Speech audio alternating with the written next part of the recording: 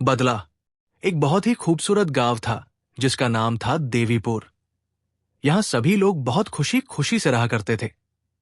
गांव में सब कुछ अच्छा चल रहा था और इसी बीच अमेरिका से एक फैमिली अपने पुश्तैनी घर में रहने आती है।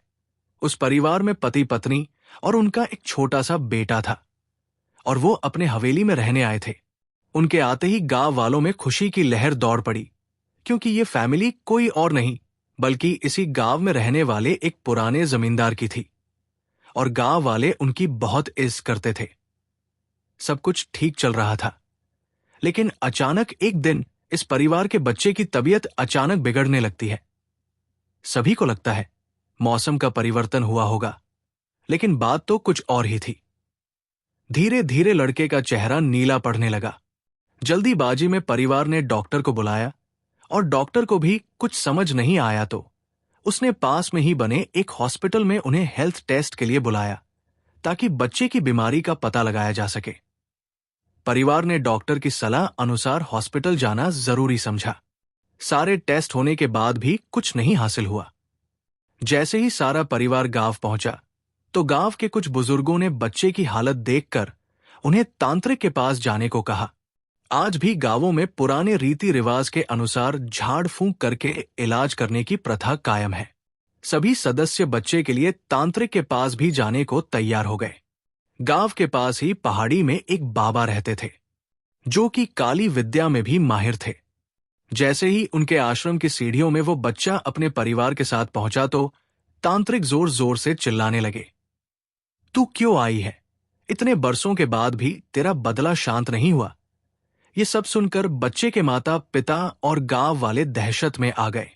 उन्हें समझ नहीं आया कि बाबा को इतना क्रोध क्यों आ रहा है, जबकि उन्हें अभी तक कोई बात बताई नहीं गई।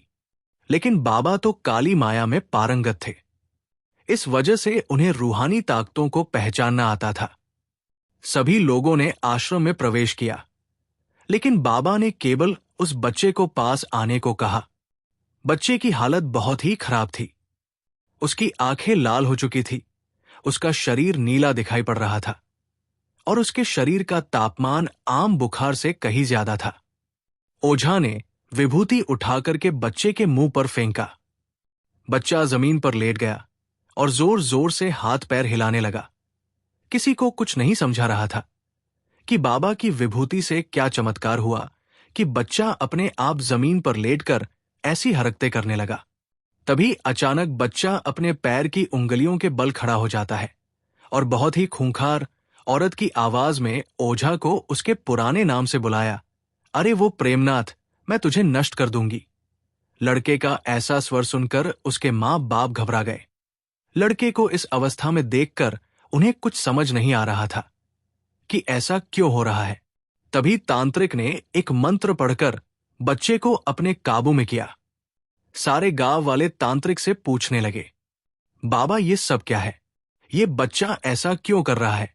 तभी तांत्रिक ने बताया कि इसके अंदर कोई चुड़ैल आ चुकी है जो कि आज 70 साल पहले चोरी के आरोप में जिंदा जला दी गई थी।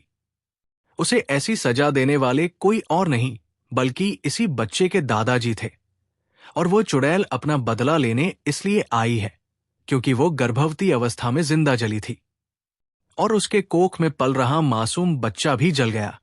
इसी वजह से वो उस वंश बच्चे को भी दर्दनाक मौत देना चाहती है ताकि उसका बदला पूरा हो सके।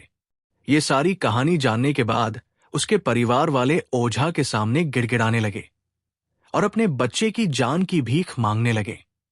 तभी तांत्रिक ने अपनी घोर तपस्वी शक्ति से मंत्रों के उच्चारण के साथ उस चुड़ैल को मासूम बच्चे से बाहर निकाल दिया और कुछ ही क्षणों में बच्चा सामान्य हालत में आने लगा।